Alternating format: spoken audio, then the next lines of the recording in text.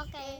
Itu saya punya kitab namanya Al-Hayawanul Kubro. Itu cerita prestasi-prestasi hewan.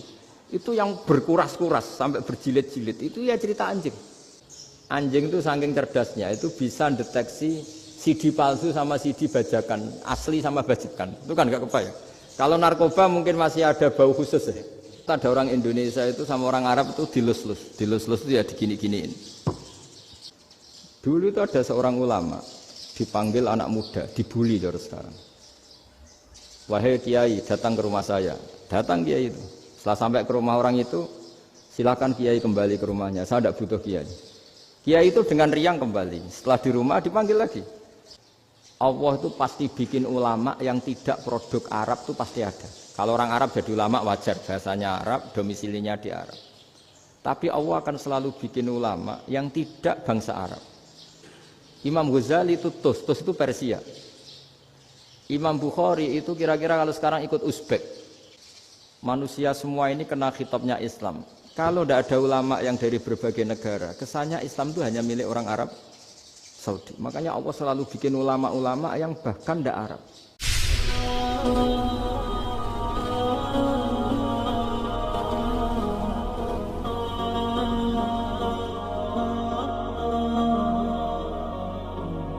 معنا نهج حياة جئنا تبصرة عن كل ضلال أعددنا بضع رسالات تحمل نورا للأجيال.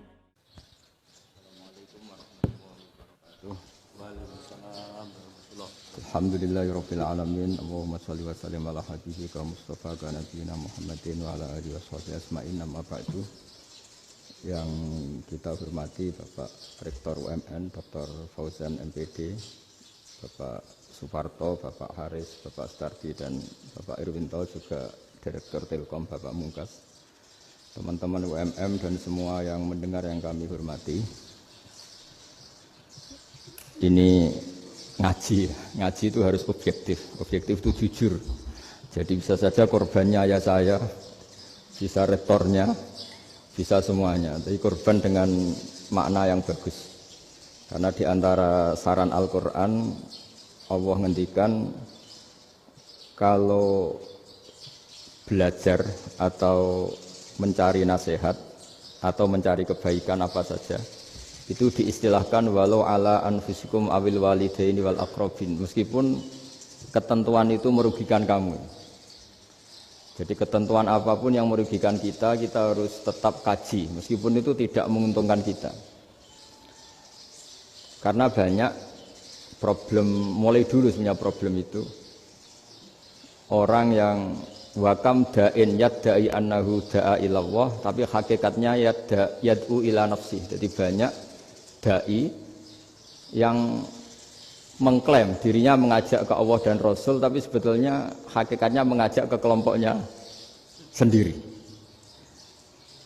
Saya ini termasuk kiai yang masih orisinil.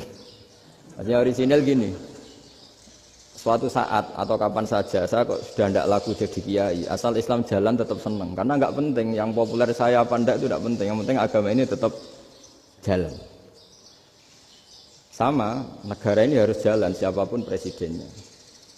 Ya, ini penting saya utarakan karena perbedaan antara nafsu dan komitmen beragama itu tipis sekali. Sehingga dulu pernah ada cerita, ini bukti keadilan Rasulullah SAW. Pernah suatu saat Nabi itu ngaji, yang ngaji seperti ini. Terus ada pemuda dengan cueknya ngelewati masjid yang sedang dipakai Nabi ngaji. Singkat cerita semuanya ngomel ya, bergumam. Celaka betul pemuda itu, ada Nabi ngaji kok tidak ikut ya. Tapi Nabi secara besar hati ngendikan, ini ada di beberapa kitab di Fadhailul Kasbi, keutamaan kerja. Kata Nabi, pemuda itu mau mencangkul di lahannya.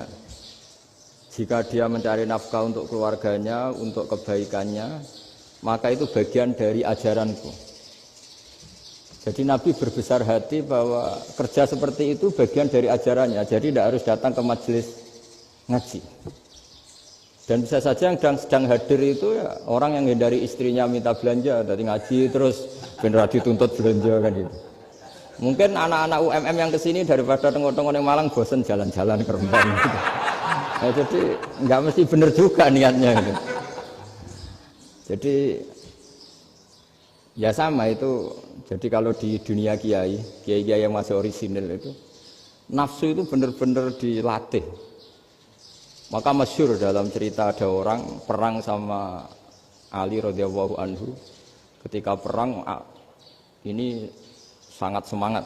Tapi ketika orang itu meludahi dan Sayyidina Ali ini tersinggung karena diludahi, Sayyidina Ali langsung angkat tangan. Sudah perangnya nggak usah diteruskan. Karena saya marah sama kamu sekarang demi nafsu karena kamu meludahi saya. Padahal saya tadi motifnya demi Allah dan Rasul. Jadi sangat tipis bedanya kita emosi karena diri kita dan emosi karena Allah dan Rasul. Sehingga ketika diludahin ini terus beliau mikir jangan-jangan perang saya karena saya diludahin. Nah yang hilang dari peradaban modern adalah Allah itu tidak begitu hadir di hati kita. Saya sering cerita di mana-mana, teks hadis itu sebenarnya berbunyi gini, ini hadis sahih. Mangka na yu'minu billahi wal yaumil akhir fal yukrim jarohu. Ada yang fal yukrim jarohu doifahu, ada yang fal yakul khairan aw yasmut. Siapa yang iman dengan Allah dan Rasul maka harus memuliakan tetangganya, memuliakan tamunya. Dulu itu ada seorang ulama dipanggil anak muda, dibully terus sekarang. Wahai kiai, datang ke rumah saya. Datang kiai itu. Setelah sampai ke rumah orang itu, silakan kiai kembali ke rumahnya. Saya tidak butuh kiai. Kiai itu dengan riang kembali. Setelah di rumah dipanggil lagi. Pak Yai, silakan datang ke rumah saya. Datang lagi. Ya senyum-senyum kiainya santai. Wah nggak jadi butuh Pak Yai, silakan kembali lagi. Sampai 3 kali. Oh itu kalau rektor digitukan marah itu. Dosen marah. Kiainya santai. Santai senyum-senyum rileks. Ketika ditanya, kenapa Pak Yai tidak tersinggung? Jawabannya unik. Anak muda, saya ini senang sekali nuruti perintah Allah, disuruh menghormati tetangga. Sehingga ketika Anda manggil, ya saya datang. Ketika Anda nyuruh pulang, ya saya pulang. Saya senang sekali nyenengkan tonggo. Dan itu perintah Allah, jadi tidak ada hubungannya dengan kamu. Wah pemudanya nangis minta dimaafin.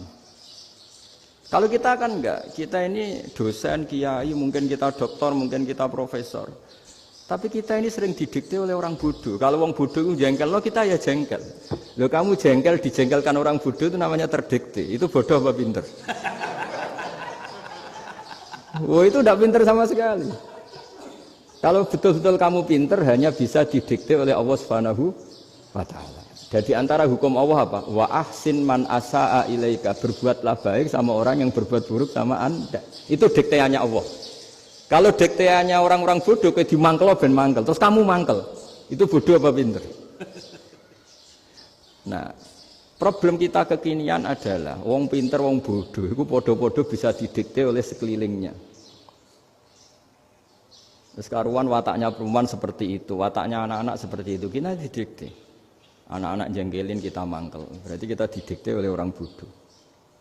Makanya agama itu unik, kadang ngendikan wa ahsin man asa'a ilaika, kadang wasil man qata'aka, sambunglah orang yang memutus kamu. Karena dengan demikian kita hanya didikte oleh Allah Subhanahu wa Ta'ala, bukan didikte oleh hukum sosial. Cara Jawane nak ngapiki tangga sing apik akeh tunggale. Berbuat baik sama yang berbuat baik pada kita itu, mbok orang fasik ya seperti itu, maling ya seperti itu, sama.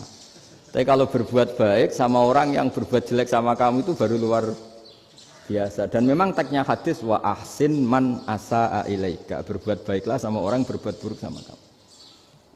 Jadi nggak boleh orang didikte. Makanya ngaji di sini diantaranya saya akan cerita dalam sebuah hadis sahih, dalam hadis hasan yang diriwayatkan Imam Tirmidzi ada kalimat dari Rasulullah SAW. Dawe Nabi la takunu imma'atan taquluna in ahsanan nasu ahsanna wa in zalamu zalamna walakin watti'u anfusakum in ahsanan nasu an tuhsinu wa in asa'u alla tazlimu. Kamu jangan jadi orang yang mudah diombang-ambingkan oleh orang sekeliling kamu, yaitu kamu mengatakan jika orang baik ke saya akan baik, jika orang buruk ke saya juga akan membalas buruk. Itu namanya Anda didikte. Tapi berkomitmenlah kamu akan berbuat baik meskipun orang lain berbuat buruk. Nah sekarang logika sosialnya begini, kalau di Indonesia itu ada 1000 kiai, ada 1000 profesor yang ingin membenahi Indonesia. Rata-rata orang awam itu semau gue. Terus mereka mendikte kita, perilakunya agak simpatik, perilakunya jengkelin. Terus 1000 profesor ini ikut jengkel. Itu kira-kira jadi solusi apa goblok bareng? Sama 1000 kiai ini ikut jengkel. Ini jadi solusi apa goblok bareng? Goblok bareng. Nah problem sekarang kita ini biasa didikte orang bodoh. Nah makanya ciri khas orang muslim itu kata Nabi mangkana yu'minu billahi wal yaumil akhir. Jadi baik tetangga karena perintahnya Allah dan Rasul. Pentingnya apa? Bedanya karena berbuat baik ini perintahnya Allah, mbok tonggo apik lah kita tetap apik karena perintahnya Allah dan Rasul. Begitu juga dengan hubungan dengan istri, dengan anak. Mbok bojomu lagi cerewet lah ya tetap apik. Karena dengan cara itu kita hanya tunduk kepada Allah dan Rasul. Tapi kalau kamu, istri saya kalau baik ya saya baik, kalau enggak ya enggak. Berarti Anda didikte oleh perilakunya dia. Itu latihan, ya kalau dalam bahasa pondok, latihan jadi wali itu yang paling berat. Nabi itu kalau sama orang munafik itu sabarnya Masya Allah. Padahal Nabi berso kalau orang itu orang munafik. Karena dengan cara seperti itu, bahwa kebaikan Nabi pada seseorang itu atas perintahnya Allah dan Rasul, bukan atas nama servis. Kalau Nabi hanya baik kepada Abu Bakar, itu mungkin orang bilang, wis adune wong Abu Bakar baik sama Nabi. Tapi kalau Nabi baik sama orang munafik, Abdullah bin Ubay bin Salul, itu kalau nggak perintahnya Allah dan Rasul itu nggak bisa. Nah ini cobalah berlatih seperti itu, sehingga kita tidak mudah didikte. Ya saya ulang lagi, nggak mudah apa? Didikte. Maka di antara kebaikan Allah dan Rasul adalah bahkan orang dolim saja diberi jatah rahmat. Makanya tadi seperti mukadimah yang dibaca Pak Haris tadi, agama ini rahmatan lil alamin. Orang yang dolim saja dapat jatah apa? Rahmat, apalagi yang soleh. Nah kemudian yang perlu dicatat, kenapa kita menjadi enjoy dengan Islam? Islam itu adalah agama yang tidak didikte oleh materi. Jadi kalau Anda ingin makan enak, mungkin kalau pikiran kebanyakan orang, anak-anak muda yang milenial, yang gaul, ingin makan enak ya makan yang disukai. Misalnya sate atau bakso Malang atau apalah. Kalau orang-orang yang jadi wali gak gitu cara berpikir. Ini yang masih orisinil. Ditanya, ini dunia baru kesulitan makanan, baru resesi. Cara makan enak gimana? Jawabannya lucu. Ya gampang, idamuhu alju. Idam itu lauk. Kalau kamu ingin makan lauknya paling enak apa? Alju. Kamu harus lapar banget. Sampai kalau puasa itu melihat tempe itu wah luar biasa. Tapi kalau kamu nggak puasa, air putih itu nggak menantang. Tapi kalau puasa, tempe air putih itu menarik dan Anda tetap lahap. Apa? Karena lauk terbaik adalah alju, yaitu lapar. Nah tapi kita ini enggak. Kita ini kayak orang bodoh. Kayak orang bodoh tadi, profesornya makan nyaman ya kalau sesuai selera. Nah itu kan sama dengan anak-anak ABG. Anak ABG itu makan lahap ya kalau yang disukai. Lalu bedanya apa ABG sama profesor? Kalau cara berpikir masih sama kan itu. Kiainya juga gitu. Kiai makan enak kalau yang disukai, kalau enggak. Lalu bedanya apa kiai sama orang awam? Orang awam juga gitu, makan lahap ya kalau yang disukai. Nah ternyata perilaku kita ini yang pintar sama yang bodoh sama maksudnya. Kalau kamu ingin berkasta lebih baik, itu cara makan enak itu apa? Idamuhu al-ju'. Lauk terbaik adalah karena kita sangat lapar.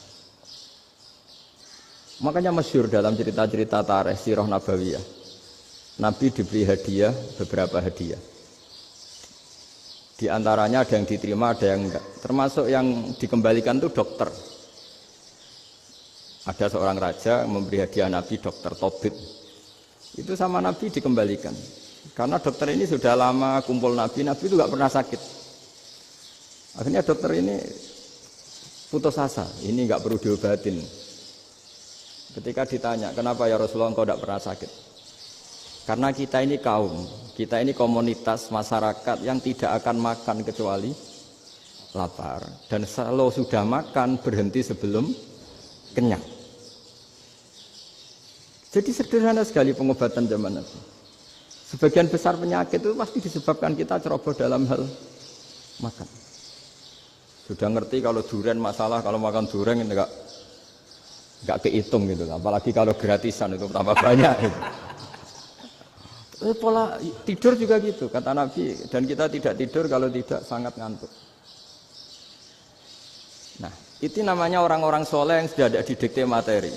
Kalau yang didikte materi kan bisa tidur nyenyak kalau kasurnya enak, AC gini-gini. Sebenarnya enggak, tidur enak itu ya kalau sangat ngantuk. Mbok di gudang, mbok di bis, kalau sangat ngantuk ya semuanya ya enak. Sama, mbok lapar, mbok hanya tempe, tapi kalau sangat lapar itu ya enak. Nah ini ilmu yang mulai hilang, ilmu-ilmu yang mulai hilang. Nah, cara ibadah juga gitu. Kita ini kan, saya ini punya bapak kiai, mbah kiai, punya guru yang sangat alim ya seorang kiai Kiai Maimun. Itu dulu kita pengkaji ilmu, itu tidak pernah tahu bedanya NU dan Muhammadiyah. Karena dulu Mbah Darwis itu, Kiai Dahlan itu, dulu ngajinya bersama Mbah Hasyim ketika di Indonesia yang ngaji Mbah Soleh Darat. Mbah Soleh Darat itu dulu ngajinya sama buyut saya ke-6, namanya Mbah Soleh Asnawi di Kudus. Mbah Soleh Darat itu dulu alim-alimnya orang Jawa ya Mbah Soleh Darat, Soleh bin Umar. Tempatnya di Semarang, tapi beliau itu sebenarnya orang Jepara yang dekat Kudus. Setelah di Mekah, Mbah Hasyim ini mondoknya, mulazimnya ke Syekh Mahfud Termas. Tapi sesekali ke Syekh Khotib Minangkabau. Nah yang Mbah Ahmad Dahlan lebih sering ke Syekh Khotib Minangkabau, sesekali ke Mbah Mahfud. Singkat cerita, karena Syekh Khotib Minangkabau sudah modern ya, terlibat organisasi dunia. Pas itu beliau pengagum Muhammad Abduh, pengagum Rasid Ridho. Sehingga bawaannya Mbah Dahlan itu lebih pergerakan karena beliau lebih mengidolakan Syekh Khotib. Nah Syekh Khotib sendiri sebenarnya orang Minangkabau. Jadi beliau namanya Muhammad saja sebenarnya. Jadi menantunya orang Arab. Oh itu dicibir mertuanya ini karena punya mantu orang Jawa, orang ndak Arab. Singkat cerita terus si mertuanya bilang gini, kamu jangan pernah bilang kalau orang Arab itu mansa kanal Arab, orang yang bertempat di Arab. Walakin mantakallama bi arabiyyin fasihin, tapi orang bisa ngomong Arab secara fasih. Singkat cerita, kalau kamu tidak percaya, nanti suatu saat menantu saya kalau Jumatan, tidak usah kamu kasih tahu, langsung suruh jadi khotib. Nggak usah kamu kasih tahu, sarannya tidak usah kamu kasih tahu. Kalau sekarang kan enggak. Kalau dosen mau jadi khotib kan mengumpulkan materi dulu. Lucunya di antara materinya itu dari TV. Makanya jadi ribet kan khutbah sekarang. Kalau musim corona ya akan ngomong corona, musim apa yang ngomong apa. Jadi lagi-lagi didikte oleh media. Sebenarnya kalau ngomong kan sesuai kebutuhan umat, ini obatnya apa. Tapi enggak sesuai trending topik, itu kan kayak anak-anak gaul. Ini dokter kok gitu kan aneh. Singkat cerita si khotib ini enggak dikasih tahu, Syekh Muhammad tadi enggak dikasih tahu, langsung disuruh khutbah. Fatakallama bikalamin fasihin. Dia ngomong fasih sekali. Bahkan ngalah-ngalahi fasihnya orang Arab asli. Semenjak itu beliau dapat gelar Al-Khotib, orang yang cakap berpidato berkhutbah. Makanya terus dia Syekh Khotib Al-Minangkabau. Jadi orang Indonesia itu luar biasa. Dulu yang namanya orang Indonesia di Arab Saudi itu dihormati sekali. Karena yang ke sana itu pasti ulama. Sudah alim di Indonesia ke sana, termasuk Mbah Ahmad Dahlan. Mbah Hasyim dulu karena sama-sama muridnya Mbah Soleh Darat. Lama-lama yang ke sana itu TKI TKW itu ya mulai agak dibully. Dulu Syekh Nawawi di antara ijtihad yang dihormati itu beliau mengkritik nyuwun sewu orang yang kan orang biasanya normalnya kan muji orang mati syahid. Hebat orang mati syahid itu hebat gini. Oke, kita sepakat orang mati syahid itu hebat. Tapi kata Imam Nawawi dengan syarat niatnya itu li'ila'i kalimatillah dan itu bawaan takdir. Saya ulang lagi, itu bawaan takdir, harus mati di medan perang. Tapi tidak boleh seseorang ini niat perang tapi niatnya supaya syahid. Karena kalau begitu berarti dia berniat supaya menjadi maktulal kafir, orang yang dibunuh orang kafir. Kedua, dengan dia mati berarti pasukan Islam berkurang. Berarti dia ingin pasukan berkurang, hanya ambisinya dia ingin langsung ke surga. Misalnya pasukan orang Islam itu 10, orang kafir 10. Kalau kamu ingin syahid berarti mati 1 kan, tinggal 9 kan. Nah kalau yang seperti itu 10 kan mati semua. Gara-gara ingin syahid akhirnya perangi rapati tenanan, benang mati, benang mlebu swarga. Kata Syekh Nawawi, ya enggak. Kalau kamu perang sama orang kafir ya niat menang. Dengan niat menang ini kamu ingin li'ilai kalimatillah. Tapi kalau kamu ingin syahid, berarti kamu menuruti keinginan nafsu kamu nang cepat masuk surga. Itu orang Arab kagumnya bukan main. Karena di mana-mana orang itu dinilai dari niatnya. Paham ini ya? Tapi perang loh ya, dalam kondisi perang, bukan teroris. Perang itu artinya orang kafir yang ingin bunuh kita, itu perang namanya apa? Perang. Dulu orang cerita syahid itu hanya pokoknya syahid itu hebat, pokoknya syahid itu hebat. Syahid di medan perang itu hebat, pokoknya syahid di medan perang hebat. Tapi ketika Syekh Nawawi memberi penjelasan ilmiah, jika kamu perang ingin cepat mati, ingin cepat syahid, artinya ini untuk pemenuhan diri kamu, karena kamu bayangkan langsung masuk surga. Kamu lupa bahwa dengan kamu dibunuh, kekuatan Islam berkurang. Akhirnya beliau memberi penjelasan, syahid itu bagus, itu sebagai takdir. Hanya takdir itu kita perang yang ingin menang, tapi takdirnya mati. Jangan dibalik, oleh perang rapati tenanan, benang mati namun bu. Itu yang pertama, termasuk ulama yang pertama memberi penjelasan itu Syekh Nawawi. Akhirnya melahirkan kekaguman yang luar biasa dengan tafsir Munirnya itu. Terus beliau itu orang yang rileks kalau menjelaskan ilmu. Ini juga guru-gurunya Mbah Hasim, Mbah Guru sama Mbah Hasim, sama Mbah Ahmad Dahlan Syekh Nawawi.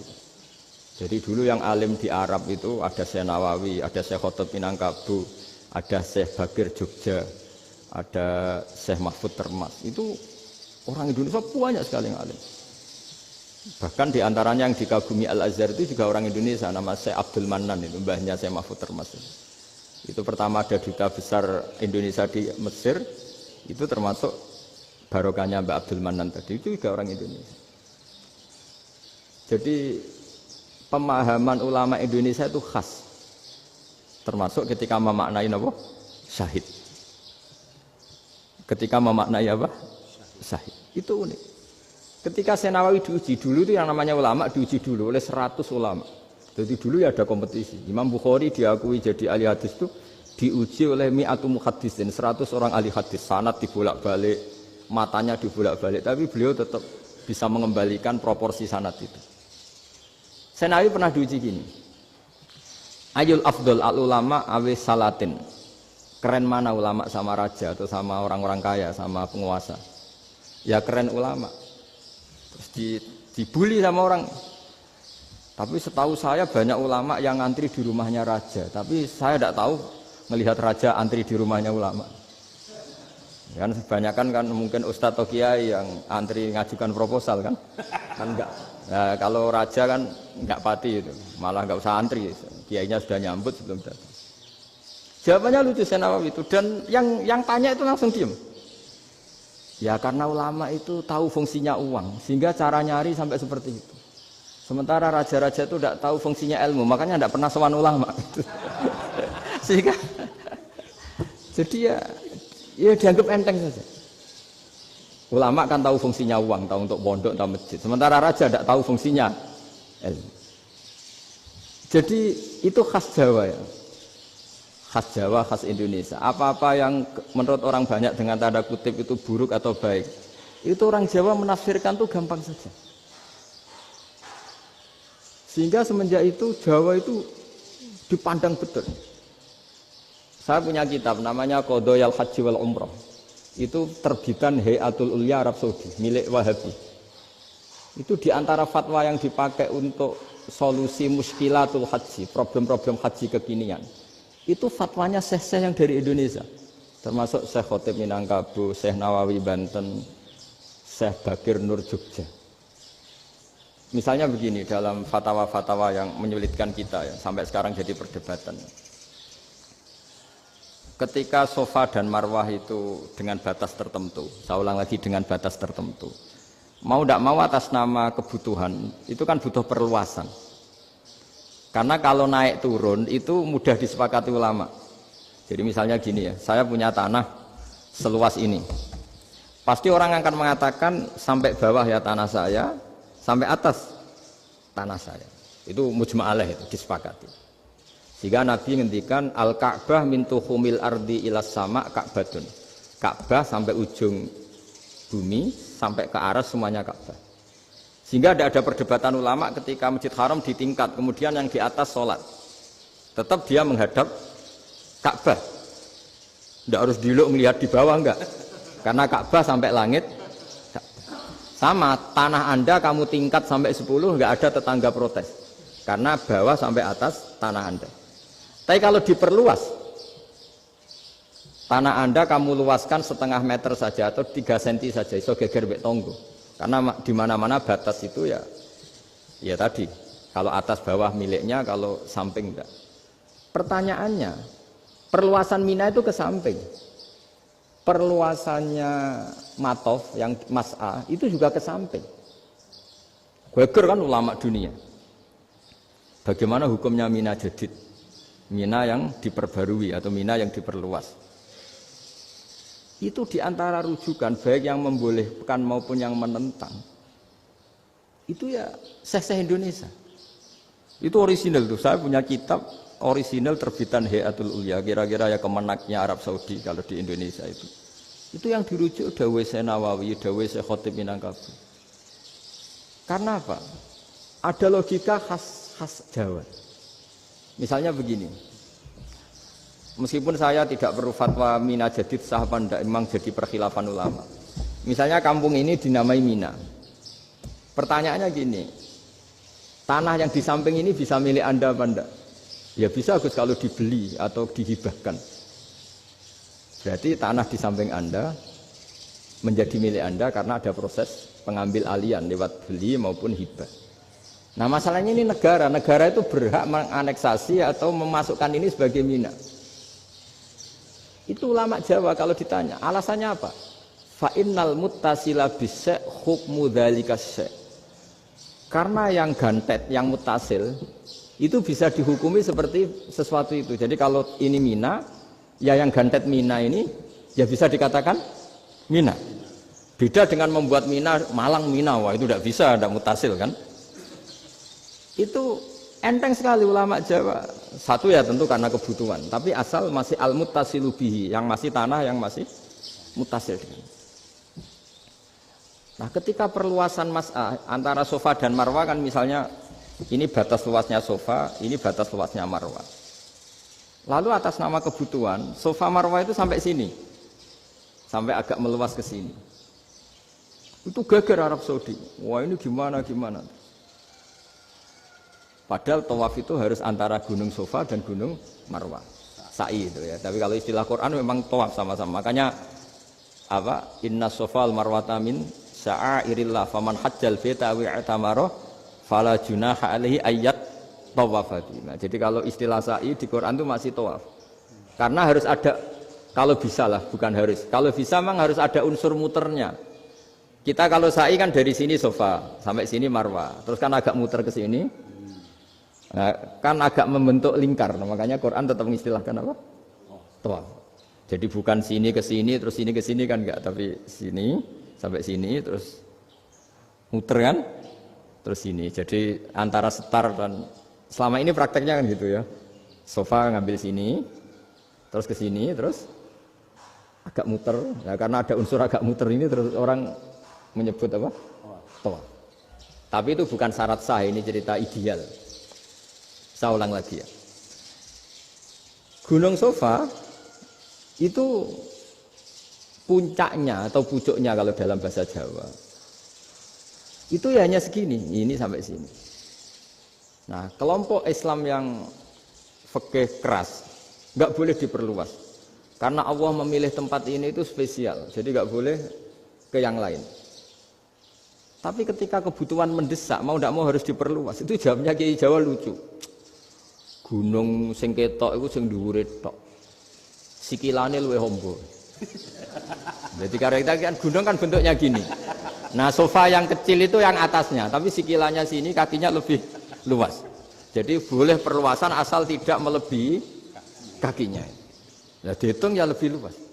Jadi Kiai Jawa itu kayak wong delok gunung Penanggungan, kayak gunung Arjuna. Di mana-mana puncak gunung itu lebih kecil timbang kakinya. Artinya diperluas ini bukan berarti tidak di Sofa dan tidak di... Itu khas Kiai Jawa. Jadi jangan kira orang Jawa itu udah hebat sekali. Termasuk perkembangan hotel di Arab Saudi. Itu dulu sebelum ada hotel. Buyut saya kelima atau keenam dulu haji, namanya Badur Rahman. Itu kalau mau ingin menghindari terik matahari itu masuk gua. Itu masuk gua itu hanya separuh badan, kakinya di luar. Jadi jangan bayangkan kalau gua di Indonesia kayak gua Akbar di Tuban orang bisa masuk jalan-jalan, enggak. Gua di Arab itu kayak cepitan batu, tidak sampai masuk. Sehingga kepalanya dimasukkan, kakinya masih kena matahari, saking panasnya Arab Saudi. Sehingga dalam bayangan hijrah ketika Nabi bersembunyi di gua Sur, itu kata Abu Bakar, kalau orang kafir melihat kakinya pasti melihat kita karena nggak bisa masuk penuh. Jadi orang itu mau dempes tok. Sehingga ya kira-kira luasnya gua paling segini. Makanya guyonannya kiai-kiai itu untung enggak kayak gua Indonesia. Kalau kayak gua Indonesia laba-labanya capek karena luas sekali.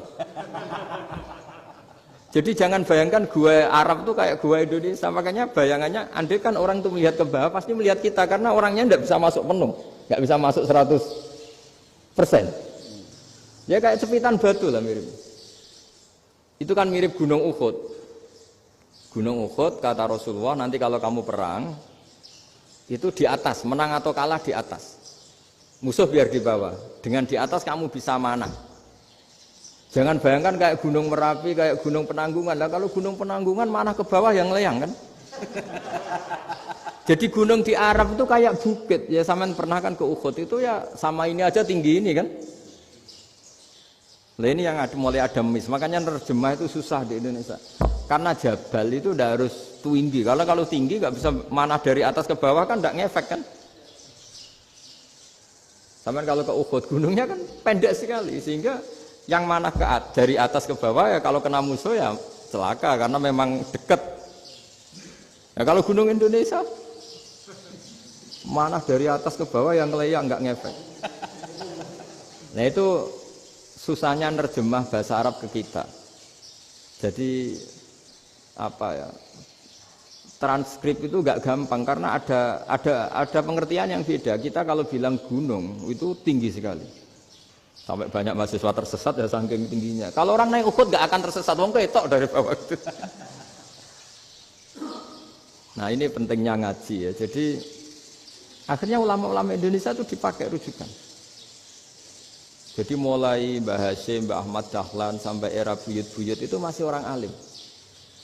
Lama-lama yang di Indonesia ini orang-orang yang bodoh.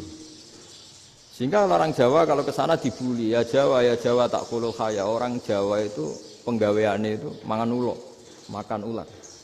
Karena belut itu kalau di kamus itu persis ular. Dulu itu kan kamus tidak full color. Gara-gara gak full color, gambar belut sama ular itu sama. Belut itu belut sama ular kalau nggak full color gambarnya sama apa enggak? Sama. Terus orang Jawa itu kan masih banyak yang makan bajing itu apa? Ketupai itu. Bajing kalau digambar tidak full color sama dengan tikus. Gambar yang tidak warna. Hitam putih. Sehingga kita ini dibully pemakan tikus dan pemakan ular. Karena belut itu persis ular kalau digambar yang tidak full color. Sampai datang Syekhona Khalil, datang ulama. Ngarang kitab ya judulnya Al-Belut. Karena enggak terima bangsanya dinyek makan apa? Ular. Terus dikarang. Wal belut hayawanun bakhriyun terus ya isu fi kadza wa kadza. Itu beda dengan al-hayyah. Itu diterangkan. Mulai bisa nerima. Terus sistem hotel juga gitu. Sampai tanyakan dalam sejarah dulu orang Sedayu ada namanya Syekh Mukhtar. Syekh Mukhtar bukan bikin rumah besar yang siapapun orang Indonesia haji itu nempat di sana. Nah ini yang menginspirasi akhirnya ada hotel. Dulu Syekh Mukhtar hanya menyediakan untuk hujat-hujat Indonesia. Lama-lama jadi hotel. Nggak mau saya mau cerita. Kata Mbah Mun sering cerita. Kenapa wa ma arsalnaka illa rahmatal lil alamin, kata Mbah Mun, Allah itu pasti bikin ulama yang tidak produk Arab itu pasti ada. Kalau orang Arab jadi ulama wajar, bahasanya Arab, domisilinya di Arab. Tapi Allah akan selalu bikin ulama yang tidak bangsa Arab. Imam Ghazali itu Tus itu Persia. Imam Bukhari itu kira-kira kalau sekarang ikut Uzbek. Ya. Imam Bukhari itu kalau negara sekarang ikut mana? Uzbek. Kenapa demikian kata Mbah Mun? Karena Allah sudah ngendikan wa ma arsalnaka illa kafatan linnas. Manusia semua ini kena khitabnya Islam. Kalau tidak ada ulama yang dari berbagai negara, kesannya Islam itu hanya milik orang Arab Saudi. Makanya Allah selalu bikin ulama-ulama yang bahkan tidak Arab. Termasuk Imamul Muhaddisin, yaitu Imam Bukhari, itu orang Uzbek, orang Rusia lah kalau sekarang, ikut Uni Soviet dulu. Imam Ghazali itu orang Persia. Syekh Nawawi itu orang Banten. Karena Allah ingin memaklumatkan bahwa Islam ini untuk semua. Sehingga orang yang tidak Arab pun bisa belajar Islam. Yang alimnya itu nggak kalah sama orang apa? Arab. Makanya ini PR ya. Kalau Gus Dah Ploso nanti ngendikan suatu saat orang belajar Islam itu bahkan orang Arab pun bisa belajar ke Indonesia. Kalau orang Indonesia bisa alim betul kayak dulu. Sekarang banyak liga antar ulama. Itu orang Indonesia pasti masuk. Ulama-ulama top dunia. Itu pasti orang Indonesia banyak yang masuk. Karena tadi, ketika orang Indonesia baca kitab, itu orang Arab itu kagum. Kok bisa tidak bahasanya baca secara benar? Bukan sekedar bisa baca secara benar. Karena memang dilatih sedemikian rupa di pondok-pondok. Makanya kita semua lah, yang alim di Indonesia itu kemana-mana ya pasti alim. Dulu putra Mbah Mun namanya Gus Zofur itu tahun pertama ya sudah the best di tahun pertama. Kalau tahun pertama the best-nya ilmunya bawaan dari sarang, dari keluarganya. Gus Najib mondok di Said Muhammad tahun pertama sudah dipuji sebagai yang teralim karena ya sanggup. Kalau dipujinya tahun ketiga, tahun keempat kan mungkin dapat dari sana. Ini tahun pertama. Saya ulang lagi tahun pertama. Karena pengajaran di Indonesia itu luar biasa di pondok-pondok ini. Makanya kalau dalam anekdot pondok itu cerita-cerita lucu itu. Ada orang Jakarta ngaji, setelah di kelas itu pelengahan terus. Melihat jendela, lihat pintu terus. Lama-lama gurunya marah. Kamu diajarin kok enggak punya sopan. Melihat pintu terus enggak memperhatikan guru ya. Anak Betawinya jawabnya lucu. Habis Pak Guru bohong. Kenapa ya? Kamu Pak Guru bilang Ja'a Zaidun, Zaid datang. Tak lihat enggak ada yang datang. Setelah itu contoh nasab kan ro'a itu Zaidan. Saya melihat Zaid. Saya enggak melihat Zaid. Contoh ketiga yang jar kan maror tu Zaidin. Saya berjalan ketemu Zaid. Pak Guru diam di situ enggak jalan-jalan. Jadi saking detailnya Indonesia dia diajari. Kalau rofa Ja'a Zaidun. Kalau nasab ro'a itu Zaidan, kalau jar marortu bi Zaidin. Nah si murid Betawi ini karena pertama sekolah, ngiranya gurunya itu cerita, Zaid datang.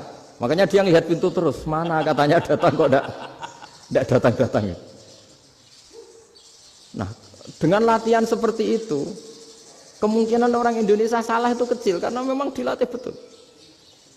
Saya ulang lagi karena memang dilatih betul. Sehingga ketika orang Indonesia ini yang cerita seorang wartawan, ini kisah nyata. Kalau ini tidak anekdot, kisah nyata. Ada wartawan internasional ngeliput Ramlah itu di Gaza, di Palestina. Wartawan Indonesia ini hanya bisa bahasa Inggris. Dijak ngomong bahasa Arab. Terus dia bilang saya tidak bisa. Saya tidak bisa, saya bisanya ngomong Inggris. Tapi apa yang terjadi setelah sholat? Si Indonesia ini jadi imam pakai sholat jariyah lagi. Baca bismillah benar, bismillahi jar karena mudhof ilaih. Terus ketika iktidal ya benar, Rabbana lakal hamdu mil'us samawati wa mil'ul ardi benar. Ketika tahiyat ya benar, at-tahiyatul mubarakatuh sholawat. Sama orang Arab ini diambungi. Orang Arab kalau senang orang itu dicium. Kamu tawaduk, sebenarnya kamu itu ahli bahasa Arab. Karena orang Indonesia sekali sholat itu nggak ada yang salah. Meskipun benarnya karena hafalan, tapi bagi yang ahli nahwu itu hebat.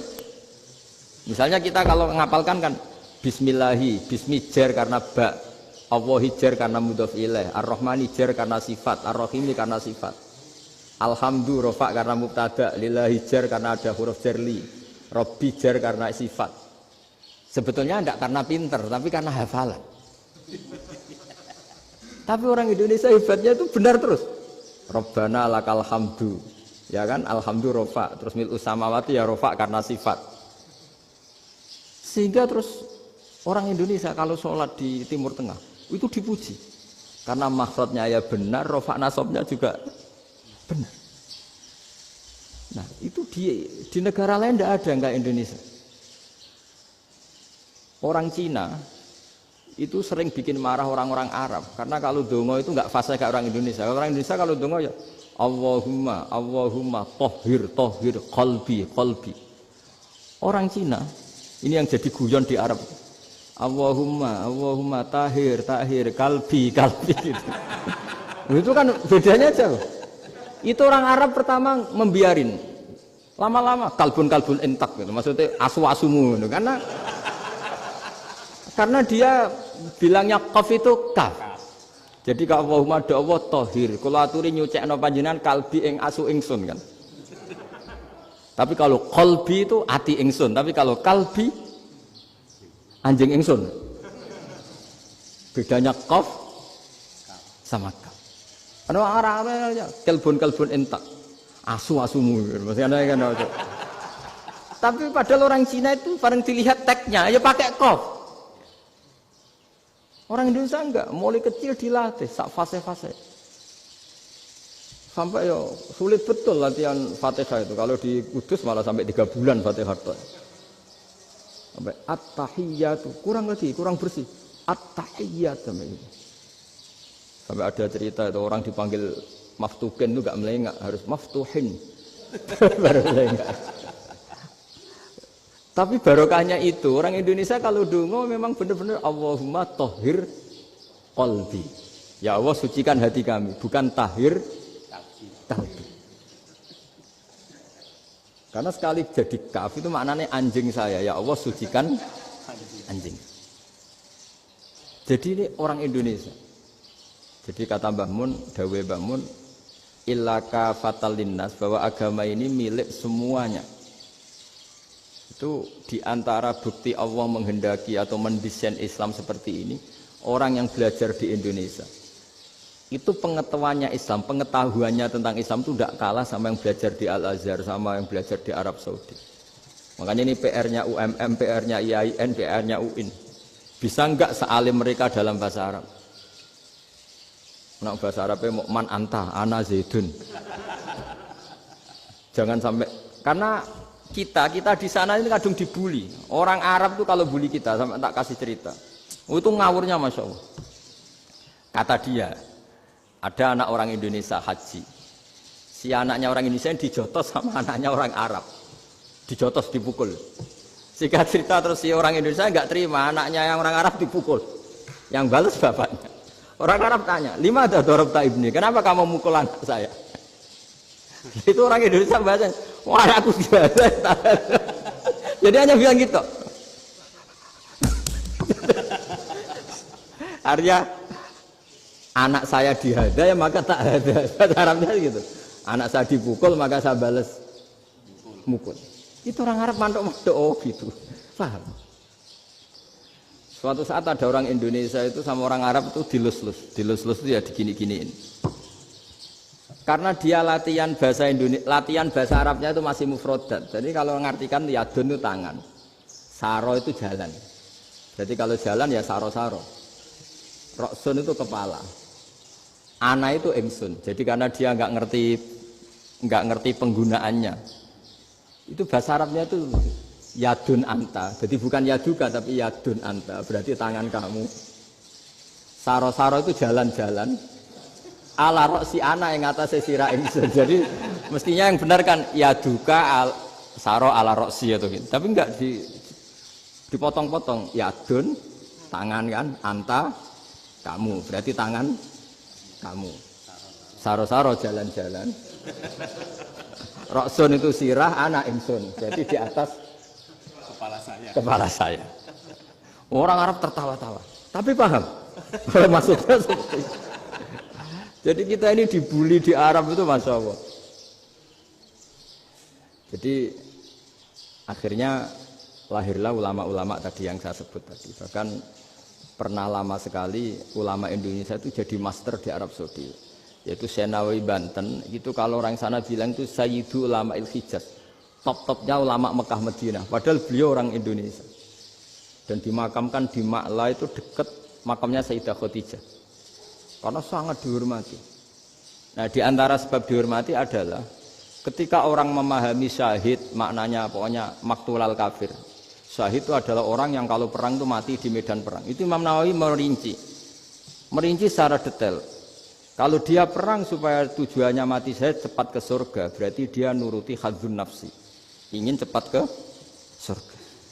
Tapi dia lupa bahwa dia dengan terbunuh pasukan Islam berkurang kekuatannya. Maka syarat perang yang benar adalah ya ingin menang. Di mana-mana perang ya lillahi kalimatillah, supaya kalimat Allah itu menang, jangan ingin kalah. Soal dia mati takdir, tapi jangan ingin mati. Wah, itu terus dikagumi. Ternyata memang, oh iya ya, kalau pasukan Islam 10, kafir 10, kita ingin syahid, berarti ya kalau orang ingin syahid kan terus mungkin perangnya ada hati-hati, main ngawur saja terus kalah mati. Sudah kalon 1 kan, terkurangi 1 kan. Nah kalau semuanya 10 punya niat gitu, nah itu Senawawi. Senawawi itu orang yang begitu gampang nerangkan Quran. Bahkan ketika orang Arab kesulitan ngartikan famathaluhu kamathalil kalbi in tahmil alaihi yalhas aw tatrukhu yalhas. Orang tomak itu ibarat kayak anjing. Anjing itu kamu kasih makan ya tetap melet, menjulur-julurkan lidahnya, kamu ndak ya ndak. Imam Nawawi ditanya, "Ma wajhusibi?" Lalu wajah tasbihnya di mana? Beliau menjawab, "Fit tomak." Jadi anjing punya 2 sifat yang berlawanan. Di bab ilmu dipuji. Enggak ada hewan yang mudah menerima ilmu kayak apa? Anjing. Sehingga Quran mengistilahkan wa ma 'allamtum minal jawarihi mukallibin. Hewan yang mudah diajari itu oleh Quran dibahasakan sudah menganjing. Karena anjing adalah hewan yang paling mudah apa? Diajarin. Itu diakui oleh Quran wa ma 'allamtum minal jawarihi mukallibin. Tapi dia punya sifat yang sangat buruk sekali, yaitu enggak pernah puas. Makanya ketika Bal'am bin Ba'ura, ada tokoh yang kedonyan ya, itu kalau diistilahkan Quran walakinnahu akhlada ilal ardi wattaba'a hawa famathaluhu kamathalil kalbi in tahmil aliyal has aw tatrukhu yalhas. Jadi anjing punya 2 sifat yang berlawanan. Di bab ilmu dipuji karena paling mudah diajarin. Itu saya pernah ke Malaysia, diceritain sama polisi Malaysia. Anjing itu saking cerdasnya itu bisa deteksi CD palsu sama CD bajakan, asli sama bajakan. Itu kan enggak kebayang. Kalau narkoba mungkin masih ada bau khusus ya. Atau mesiu atau bom masih ada bau khusus. Ini enggak. Anjing itu dilatih ngecek CD yang asli sama yang palsu. Wah, itu kebablas itu pinternya itu. Itu harganya itu 1 miliar lebih. Paling mahal. Jadi mungkin bisa deteksi ini dosen betul apa abal-abal itu bisa. Itu kiai betul apa kiai pesanan itu mungkin bisa. Itu saya punya kitab namanya Al-Hayawanul Kubro. Itu cerita prestasi-prestasi hewan. Itu yang berkuras-kuras sampai berjilid-jilid. Itu ya cerita anjing. Enggak ada hewan sebaik anjing. Di bab itu ya, di bab sampai ya tadi ada anjing yang sangat loyal sama majikannya. Loyalnya Masya Allah, sopannya Masya Allah. Anjing itu mbok lama berbakti sama sampean, nggak mau tidur di ruang tidurnya sampean, dia tetap tidur di luar. Corong Jawa nggak ngelama. Suatu saat si raja ini minum, wisata minum. Pas mau minum diterjang sama anjingnya sampai tumpah. Kecewanya raja ini itu karena selama ini anjingnya sopan sekali. Sekedar ganggu di ruangannya nggak pernah, malah ini mau minum, minuman yang disukai diterjang anjingnya tumpah. Marah kan anjingnya di mana? Ternyata apa? Minuman itu anjing ini tahu kalau minuman itu beracun, diracuni oleh musuhnya. Itu saking hebatnya anjing sampai ketika ngawal rajanya itu tidak sekedar ada penjahat atau maling. Bahkan trik-trik kayak minumannya diracun oleh orang lain itu anjingnya tahu. Sehingga pas mau diminum diterjang sampai terus supaya enggak keminum. Makanya Quran istilahkan anjing itu apa? Wa ma 'allamtum minal jawarihi mukallibin. Hewan piaraan yang kamu ajarin nanti sampai sepinter anjing. Makanya Ashabul Kahfi itu ketika ngajak anjing tadi, beliau tidur, anjing itu tidurnya bil wasit, wakal buhum basitun zira'aihi bil wasit. Jadi dia tidur dalam posisi siaga.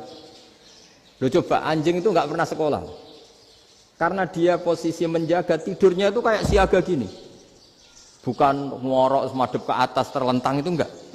Andai kan dia tidur terlentang itu kan yang mau mengganggu kan, wah asune turu, itu enggak. Dia tidur posisi siaga, makanya disebut lawit tolak ta'alaihim lawalaita minhum firaron. Kalau kamu melihat anjing itu pasti lari, karena dia posisi siap merekam. Jadi tidur tapi posisi siap merekam. Jadi matanya tetap terbelalak kayak siaga. Padahal itu enggak diperintah, ya dia memang punya nalar untuk itu. Ini disebut wa ma 'allamtum minal jawarihi mukallibin. Dan dalam teori modern juga gitu. Tapi dalam hukum Islam yang dianut mazhab Syafi'i, itu anjing tetap najis. Ya sudah, najis ya najis. Tapi ada mazhab lain yang mengatakan tidak najis. Tapi tidak usah ngurmat anjing, geger nanti kalau rektor kampus punya anjing. Tapi ilmu itu bagus untuk kelangenan kadang. Andai kan tidak ada mazhab Malik, maka kita kesulitan menceritakan Ashabul Kahfi yang hewan piaraannya itu anjing. Tapi misalnya anjing disucikan, kita juga nanti susah menjelaskan hadis Nabi malaikat itu tidak masuk rumah yang di situ ada apa? Anjing. Maka ilmu itu, makanya kata Imam Sa'roni, sebagian ilmu itu memang kelangenan, tapi nggak boleh jadi praktek. Tapi harus ada. Misalnya begini, contoh paling gampang. Api dalam mazhab Syafi'i kan alat pensuci hanya dua, air dan tanah. Ya saya ulang lagi, air dan tanah, yaitu tanah untuk mensucikan najis anjing. Imam Abu Hanifah menambahkan api. Mazhab Syafi'i itu agak kesulitan ketika ada batu bata dibikin dari tanah-tanah yang bercampur kotoran. Mazhab Syafi'i akan kesulitan karena di situ ada najis yang jadi materinya bata. Hukumnya gimana kalau nanti dipakai masjid? Tapi barokahnya ada beberapa mazhab. Abu Hanifah mengatakan dan api. Jadi apa tadi, air, tanah, api. Alasannya masuk akal. Ketika usatul mukminin, orang-orang mukmin yang ahli maksiat itu sebelum masuk surga, kalau dia dosanya banyak itu dibakar dulu supaya suci. Emas itu untuk memisahkan dengan materi lain juga harus dibakar.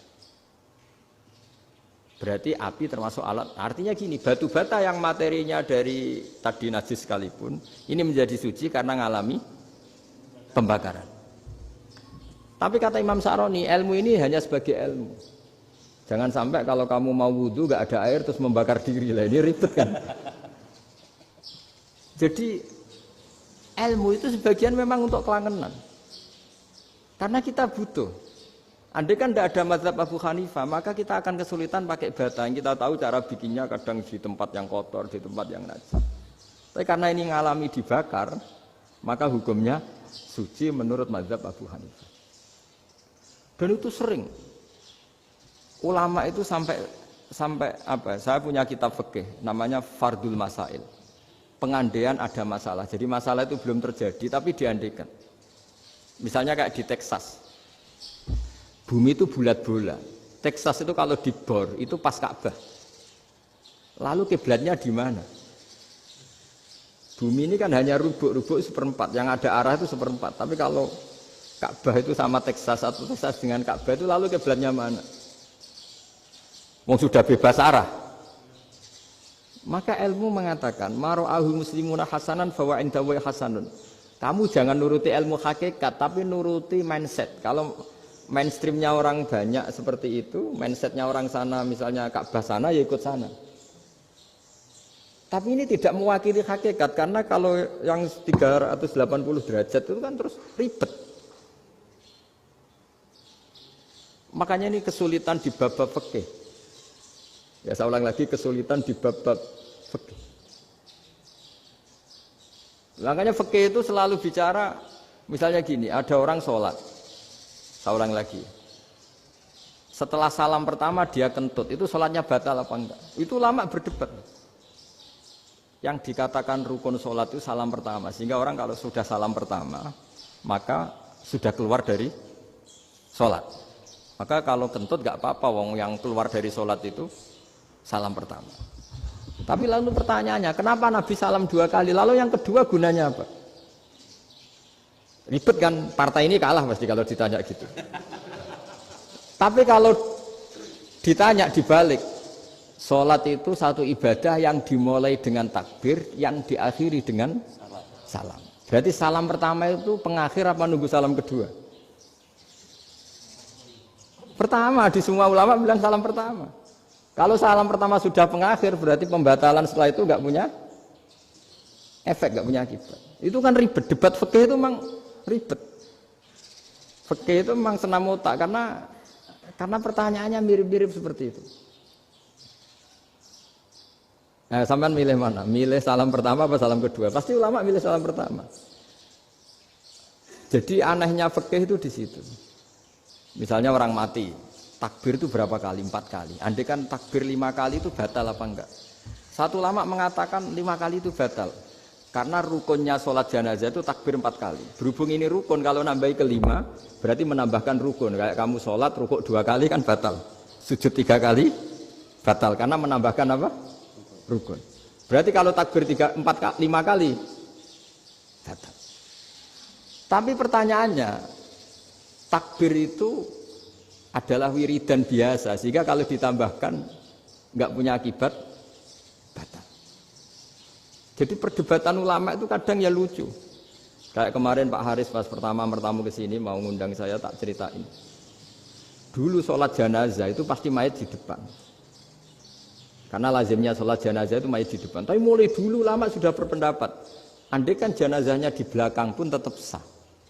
Fa innal janazah laisat bi imamin. Karena jenazah itu tidak imam. Kenapa harus di depan? Oh, tidak imam kok harus di depan. Itu mulai dulu. Sehingga ketika Arab Saudi pernah mengalami tragedi, ada orang yang dibungkus kayak mayit, ternyata senjata. Setelah di dekat Ka'bah dipakai. Dulu tragedi tahun berapa itu? Pokoknya pernah ada tragedi itu. Semenjak itu Arab Saudi kalau ada orang mati tetap di kamar mayit, terus ada sholat jenazah. Padahal mayitnya di belakang yang jamaah. Jadi meskipun kita tidak akan bikin ajaran baru jenazah di belakang, ya tidak keren, kasihan kan. Tetap biasanya di depan ya di depan. Tapi meskipun jenazah ini di depan, kita tetap berpendapat, andai kan di belakang tetap sah, tapi nggak usah dipraktekkan. Nah, pentingnya ilmu ini begini. Saya misalnya di Rembang, boleh nggak nyolati ghaib jenazah yang di Surabaya? Boleh kan? Padahal yang kita solati di belakang. Jadi ilmu itu penting. Cocok nggak cocok, nama ilmu itu penting. Terus ada gini lagi pertanyaan di fikih. Memang saya sengaja akan ngaji fikih. Kalau ngaji intelektualitas orang Muhammadiyah juara lah. Tapi ini ngaji fikih. Ada orang sarongnya itu pas sampai lutut. Kalau berdiri lututnya tertutup. Tapi nanti kalau ruko agak jengking lututnya terbuka. Itu batalnya nunggu ruko apa mulai takbir sudah batal? Padahal pasti nanti batal kalau ruko itu. Itu ada ulama yang mengatakan, ya batalnya nunggu ruko. Bagaimanapun terjadinya pembatalan waktu ruko.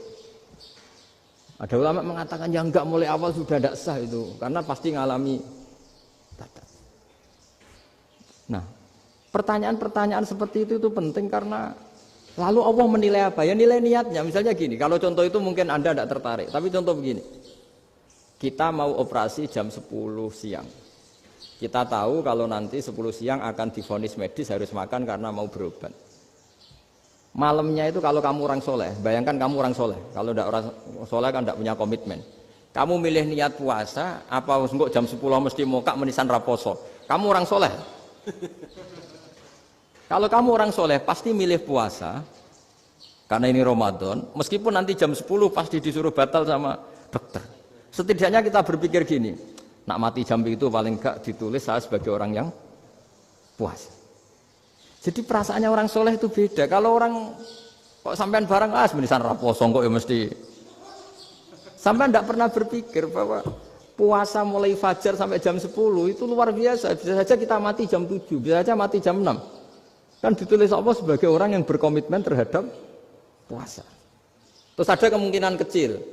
Adalah jam 10 itu dokternya sakit atau enggak jadi ke sana. Berarti kamu kan nggak jadi bokap. Kan ya mungkin juga.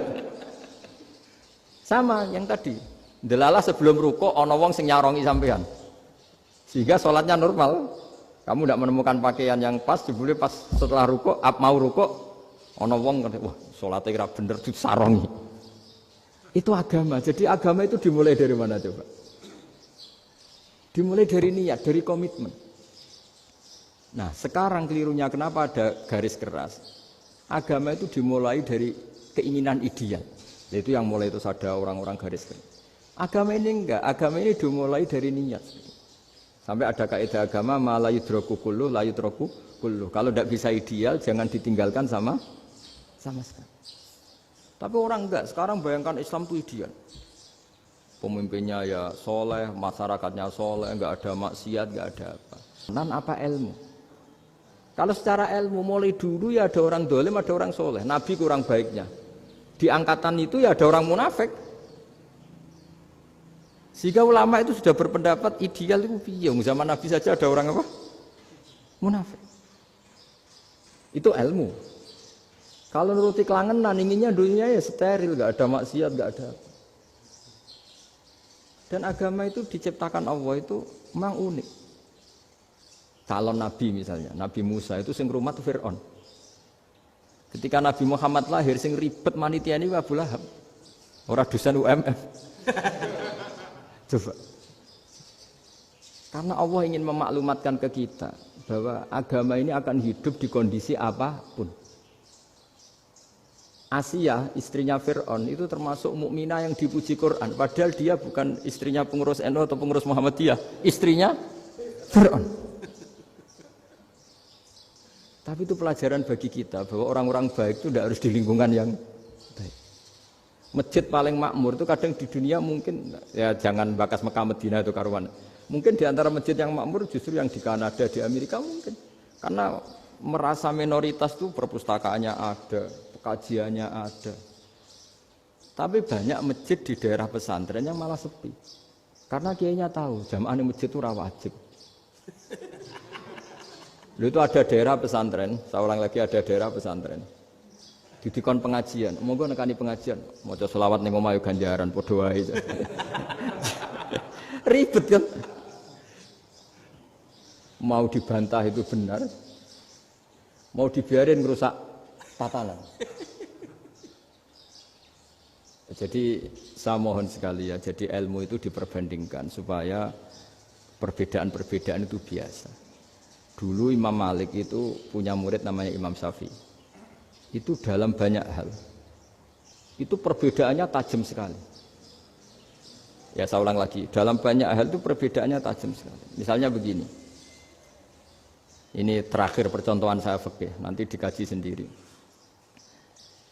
Ada seorang A'rabi, Ja'a A'rabiyun. Ini di hadis sahih diulang-ulang di semua Al-Kutubus Sittah ada peristiwa ini. Ja'a A'rabiyun ila Rasulillah sallallahu alaihi wasallam faqala ya Rasulullah ahlaktu. Qala wa ma ahlakaka? Qala wa qatu imraati fi nahari Ramadan. Ya Rasulullah, saya ini orang yang rusak. Kenapa? Saya ini hubungan intim sama istri saya ketika masih siang Ramadan. Singkat cerita orang ini dihukum berat sama Nabi. Hukumannya adalah karena dia membatalkan puasa ketika dengan hubungan intim. Sama Nabi dihukum, kamu harus merdekakan budak. Wah, tidak mampu ya Rasulullah, saya tidak punya budak. Jadi ini bukti bahwa agama ini sangat sosial sehingga sebagian kafaroh harus memerdekakan budak. Kamu kalau gitu puasa 2 bulan. Yang baru puasa 2 hari aja kecelakaan malah disuruh puasa 2 bulan. Ya sudah kamu ngasih makan 60 orang miskin. Saya ini orang paling miskin. Kok ini jadi sudah miskin agak hiper lah orang ini. Poso-poso kok gitu. Itu kata ulama kalau orang Jawa enggak mungkin makanannya tempe mendoan enggak mungkin itu. Di Jawa itu enggak mungkin lah, ada orang batal puasa karena hubungan intim. Ada istrinya enggak cantik, cerewet, sang lanang mangane mendoan. Itu tidak mungkin, kecelakaan itu tidak mungkin. Tidak mungkin itu. Tapi kalau Arab mungkin karena makanannya daging. Singkat cerita, terus pertanyaannya gini. Kalau batal biasa itu kan bayarnya puasa 1 hari. Kalau batal, tapi kalau batal pakai hubungan intim, pakai jima kalau dalam bahasa fikih, itu kafarohnya berat, yaitu merdekakan budak atau puasa 2 bulan berturut-turut. Pertanyaannya gini, Jima istri itu boleh loh tidak zina. Saya ulangi, jima istri itu boleh loh tidak zina. Itu kan hukumannya berat. Nah terus Imam Malik berpikir kalau gitu tidak harus jima dong. Poso-poso, ora ana uzur, ora ana apa terus nyate. Esuk mangan bakso. Tanpa ada alasan syar'i. Hukumnya harus sama dong. Karena jima hukumnya boleh berarti semua iftar, semua pembatalan puasa yang tidak ada uzur syara' maka hukumnya sama, yaitu sanksinya sama. Masuk akal enggak? Masuk akal dalam mazhab Imam Malik. Dalam mazhab Syafi'i enggak. Mulai dulu jima itu beda. Kayak mertamu nih gone wong, mangan iku oleh, tapi nak nggo bojomu mbok jima niku wis nemen ngawure lah. Tetep beda. Dari Imam Syafi'i itu pokoknya beda, jima sama makan itu beda. Lah ya terus lah. Setelah itu terus ada pertanyaan. Bagaimana kalau makan dulu baru jima? Ribet kan? Makanya itu sampai dibabkan Kitabul Khilafil Fiqhi, bab merekayasa fikih. Makanya itu perdebatannya orang Hanafi sama Imam Syafi'i juga sama. Ada orang jam segini lapar sekali, kalau langsung makan kan kena sanksi. Ya pergi aja dulu, pura-pura ngaji ke Gus Bah gitu. Nanti kan jadi musafir kan? Wah itu sudah boleh itu kan? Padahal enggak. Memang dia pergi itu karena supaya bisa makan. Mau enggak kepikiran ngaji kok tahu-tahu ingin ngaji. Mumpung Ramadan nah. Nah makanya dibabkan, apakah boleh merekayasa fikih?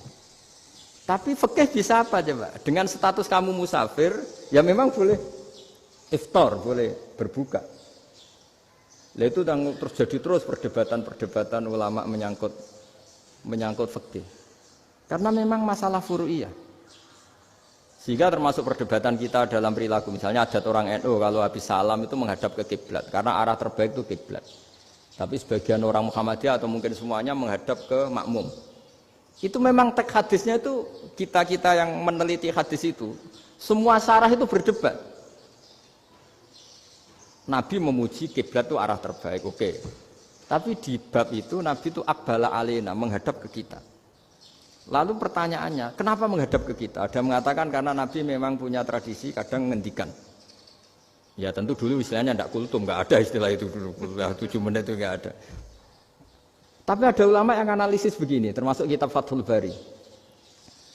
Nabi itu tokoh sentral, taruh lagi Nabi itu tokoh sentral. Ini kata kitab Fathul Bari, bukan kata saya. Nah orang-orang yang imamu qaumi, orang-orang yang jadi imam di daerah masing-masing, tetap kalau sholat itu ikut Nabi. Ikut Nabi setelah salam langsung pulang. Jadi sebetulnya salam langsung pulang itu ya ada sejarahnya karena dia mau jadi imam di daerahnya. Nah, tidak kebayang kalau Nabi itu madhep kiblat. Kalau Nabi madhep kiblat, orang yang masbuk yang barusan datang pasti langsung usolli misalnya fardhu isya'i misalnya. Terus makmum Nabi, padahal Nabi sholatnya sudah selesai. Jadi intinya gini kata Fathul Bari. Imam setelah salam itu harus bikin gerakan atau omongan atau apa saja yang menunjukkan kalau sholatnya selesai. Di antara gerakan itu adalah beliau harus menghadap ke hadirin atau menghadap ke utara. Atau apa saja yang penting menunjukkan kalau sholat ini sudah selesai. Itu fikih. Jadi fikih itu cara menganalisis itu memang unik. Karena kalau Nabi tetap seperti itu, posisi pancet seperti itu, maka orang yang baru datang mengira Nabi masih sholat. Nah, pertanyaannya kalau mereka sudah takbir, malah sholatnya tidak sah. Kenapa tidak sah? Menggantungkan sholat atau mengikatkan sholatnya dengan orang yang sudah tidak sholat. Jadi menjadikan orang yang nggak sholat sebagai imamnya kan nggak boleh. Maka Nabi harus memaklumatkan dengan gerakan itu bahwa beliau sudah tidak sholat. Karena orang datang dari berbagai daerah. Jadi nganalisis fikih, fiqhul hadis namanya. Itu ulama itu mau tidak mau debat. Karena pertanyaannya itu kenapa? Ya memang mau apa? Karena yang namanya sosial itu yahtamilu muhtamilatin, ada sekian kemungkinan. Makanya dalam madzhab istimbat itu, ketika Nabi sedekah pakai tamer, pakai kurma, itu ulama mesti ngitungnya tuh qut. Qut itu makanan pokok. Sehingga Imam Syafi'i mengatakan kalau di Indonesia pakai beras misalnya, karena kutil balad Indonesia itu beras. Oke, Imam Syafi'i mainstream. Tapi ketika era Yusuf Qaradawi di Al-Azhar di Mesir sana, ulama-ulama mulai usil. Sama sih ingat Mbah Mun sering gojlokan, lah iya petani gabah, petani padi wis melarat wajib zakat. Petani cengkeh, kakao, suga-suga ra wajib zakat hanya karena yang ditanam tidak makanan pokok. Jadi mulai ada ulama mulai gerah lah, kalau bahasa politiknya mulai gerah. Yang petani miskin gara-gara yang ditanam padi wajib zakat. Yang orang-orang di sana misalnya di Sulawesi karena tanamannya kakao atau cengkeh tidak wajib zakat karena bentuknya tidak makanan pokok. Geger kan di Al-Azhar geger. Akhirnya hampir semua ulama berpendapat ya sudah sekarang ketika Nabi menzakati makanan pokok itu jangan dihitung sebagai makanan pokok. Wa mimma akhrajna lakum minal ard. Apa saja, ma itu apa saja. Makanya kata Yusuf Qaradawi, ma itu apa saja. Makanya semua tanaman yang menghasilkan uang itu wajib zakat. Nah, masalahnya kitab-kitab Syafi'iyah itu sudah mamlu'ah, sudah penuh dengan penjelasan misalnya fala zakata fil khadrawat. Maka enggak perlu zakat untuk kayak kangkung, semangka dan sebagainya. Nah, lalu kiai-kiai angkatan modern kayak Mbah Mun itu sering dapat masukan. Saya pernah dengar sendiri. Yai, saya ini punya sawah 1 hektar, tak tanamin padi, itu nggak pernah kaya saya.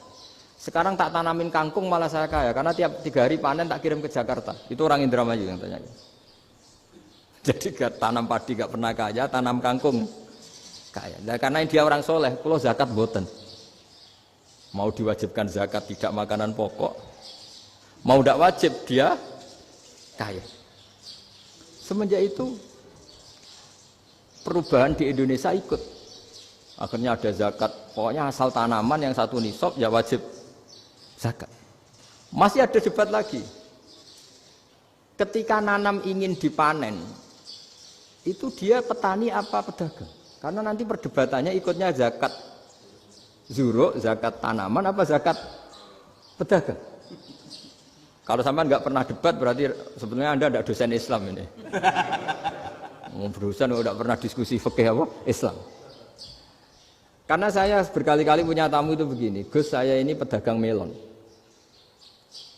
Tapi dia penanam melon, jadi pedagang yang agak ingin badi banyak. Itu caranya gini Pak Rektor. Saya misalnya pedagang melon, daripada saya kulak di pasar atau dari petani sudah mahal. Nyewa tanah sekian hektar terus ditanami melon. Setelah berhasil, ini dia zakatnya tanaman apa zakat pedagang? Karena dia nanam itu mentalnya sudah pedagang. Padahal nanti zakatnya beda kan. Yang 1 2,5%, yang 1 rubul usur sama nisul usur sama usur. 1/10 sama 1/20. Kalau zakatnya zuruk kan 1/10 atau 1/20. Yang 1 rubul usur, kira-kira 2,5. Saya ulang lagi ya. Jadi di era modern itu kita jadi bingung, pedagang tapi gayanya petani. Petani tapi hakikatnya. Jadi gampangannya gini ya, kalau saya pedagang beras, kok saya kaya raya, itu mendingan nyewa sekian hektar untuk ditanamin padi ya, daripada tengkulak, daripada beli. Akhirnya perdebatannya, ini zakatnya pakai apa? Misalnya tebu, misalnya petani tebu. Oh jelas kalau nanam tebu itu ingin dijual. Masa apa tiga es tebu berhektar-hektar. Lah kira-kira kalau menurut jenengan ini zakatnya zakat apa? Tijarah apa zakat tanaman? Mentalnya tijarah, mentalnya pedagang. Nah ini saya hanya mau cerita. Khilaf, kadang-kadang orang angen-angen. Khilaf itu enggak mungkin enggak. Ya sama seperti NU dan Muhammadiyah selalu khilaf awal Ramadan. Itu memang enggak bisa enggak khilaf. Misalnya begini. Saya beri contoh ya. Karena kadang yang khilaf juga enggak pernah belajar. Lucu kan? Tak beri contoh ya. 2001 itu abad keberapa coba? Tahun 2001. Abad 21 abad 20? Abad 21. Jadi meskipun terpaut 1 tahun, padahal abad itu 100 tahun. Nah, pikirannya orang-orang Muhammadiyah seperti itu. Hilal kalau sudah melewati garis ufuk, meskipun setengah derajat atau 1 derajat itu sudah ikut bulan berikutnya. Sehingga ya sudah meskipun sekian derajat sudah dianggap Ramadan. Nah pikirannya orang NU enggak. Harus ru'yah bil fi'li. Itu sebetulnya lagi-lagi sebenarnya enggak masalah NU dan Muhammadiyah, itu di kitab-kitab ya seperti itu. Kita ini enggak biasa goblok ya. Artinya kita yang keluarga kiai tahunya kunut mazhab Hanafi, enggak kunut mazhab Syafi'i. Tapi tahu-tahu ini mazhab NU, ini mazhab itu aneh itu menurut kita ini anggap apa? Mana ada Muhammadiyah jadi mustahid, mana ada NU jadi mustahid. Jadi sebetulnya orang tahu semua lah kalau Abu Hanifah itu tidak kunut, Imam Syafi'i itu kunut. Imam Syafi'i pernah main di masjidnya Abu Hanifah ya tidak kunut, ditanya kenapa tidak kunut? Jenengan itu presiden kunut, tidak sanggup mati Abu Hanifah. Dulu biasa aja. Sekarang geger, ya karena tidak punya kegiatan. Sebenarnya itu nggak masalah, mulai dulu biasa. Saya teruskan ya. Nah, menurut mayoritas ulama nunggu ru'yah bil fi'li. Ru'yah bil fi'li itu gini. Mata telanjang bisa melihat karena agama ini menggantungkan perintah itu sama melihat. Kalau kamu tidak melihat itu bagaimana kena hukum?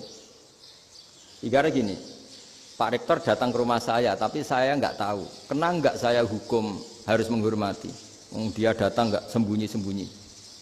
Saya kena hukum harus menghormati ya kalau melihat, kalau enggak ya enggak. Tapi Pak Rektor tetap bilang, tapi saya hakikatnya datang, jadi saya datang saja. Itu kan ribet. Akhirnya ya sudah, itu nggak ada khilaf sampai mati ada khilaf karena yang satu menggantungkan hukum itu digantungkan sama tahu. Kalau tidak tahu ya, misalnya baju saya ini hakikatnya ada najis, pas sholat saya tidak tahu. Sholat saya sah apa enggak? Sah. Karena hakikatnya, ya memang saya tidak tahu. Tapi hakikatnya ada najis apa enggak? Ada. Ya sudah, itu sama-sama masuk akal. Ada lagi khilaf yang senam otak. Fasyamu salasati ayamin fil haji wa sab'atin idza raja'tum. Singkat cerita ada satu pelanggaran haji yang kata Allah kafarohnya itu puasa 3 hari sama 7 ketika kamu pulang, idza raja'tum, ketika kamu pulang. Dalam mazhab Syafi'i yang namanya pulang itu yang haji sudah sampai rumah. Di mana-mana pulang itu ya sampai rumah. Dalam mazhab Abu Hanifah enggak, ketika orang sudah balik kanan dari Arab Saudi, dari Mekah, ya namanya sudah pulang. Misalnya gini, ini Pak Rektor pamit saya, Pak Haris. Gus, Pak Haris mana? Ya sudah pulang kata saya, padahal sampai Pandangan, sampai Tuban. Tapi bagi keluarganya, belum pulang. Lalu idza raja'tum ketika pulang itu bahasanya siapa? Bahasa istrinya apa bahasa yang ditamoni? Kamu ditamoni orang, terus tamunya mana? Sudah pulang. Tapi tanyakan istrinya, belum pulang. Khilaf-khilaf gini kok jadi geger itu kan goblok banget maksud saya itu. Jadi biasa, gini itu biasa. Jadi ya karena memang ini bukan masalah akidah, ini masalah furu'iyah, masalah fikih itu masalah furu'iyah. Mau tidak mau harus beda. Misalnya di sholat juga gitu. Wa ayu qu'udin qu'adal musolli sokat sholatu. Duduk dengan gaya apapun itu sholatnya sah. Sehingga sampean kalau haji atau umroh, orang Arab itu jenenge duduk ngenak awak di kursi. Duduk sopan ya hanya orang Indonesia loh. Kalau sholat itu masih duduk ala orang tahiyat. Kalau sampean di Mekah, duduknya pakai apa coba? Kursi ya? Oh enak sholat duduk. Karena memang takbirnya di fikih dengan duduk gaya apa saja sah. Makanya sengenak awak duduk di kursi. Ribet kan? Mau tidak disahkan itu namanya duduk. Mau disahkan masa iya soal Allah kok duduk santai-santai gitu. Tapi mau apa? Ini fikih. Ya sekarang lagi ini fikih. Fikih itu ya sudah ini fikih. Makanya kalau ulama berdebat misalnya Abu Hanifah berpendapat sholat itu wajib baca Fatihah pasal Quran. Dalam mainstreamnya ya Fatihah karena la sholata liman lam yaqra bi Fatihatil kitab. Tapi cara Abu Hanifah enggak. Faqra'u ma tayassara minal Quran, bacalah apa saja yang mudah bagi kamu. Asal itu Quran. Sementing gak gending Jawa, gak nyanyi lah gitu. Ya sudah mau apa coba? Jadi ya susah memang kalau fikih itu ya sudah seperti itu. Ada lagi yang masih ekstrim misalnya. yang namanya menyembelih hewan itu gimana coba? Dari hidup ke mati, apa pasti mati disembelih? Cara mazhab Imam Syafi'i yang namanya menyembelih, itu penyembelian harus menjadi sebab kematian. Itu yang sah. Seorang lagi, penyembelian menjadi sebab kematian yang syar'i. Sehingga beliau mensyaratkan hewan yang disembelih ini masih punya hayatun mustaqirrah, punya kehidupan yang normal. Sehingga kalau nggak disembelih ya hidup. Sehingga kalau ada hewan ketabrak truk kejet-kejet, mesti mati ini buat sembelih. Itu nggak sah, karena nggak usah disembelih ya wes mati kan. Karena ini hanya nunggu koordinasi Israel kan, dia kejet-kejet itu kan prosedur itu. Tapi tidak disembelih pun mati. Tapi cara mazhab Malik enggak. Pokoknya anggere jek duwe nyawa jenenge kewan urip. Dengan kamu sembelih berarti matine mergo mbok sembelih. Meskipun nanti ya enggak usah disembelih ya mati. Coba hitung secara ilmu matematika. Kalau enggak disembelih hidupnya 5 menit. Gara-gara kamu sembelih hidupnya langsung mati. Terus dia matinya cara di persidangan matinya disebabkan apa? Disebabkan disembelih apa kecelakaan? Loh, ya debat toh kamu. Sama-sama UMM aja debat.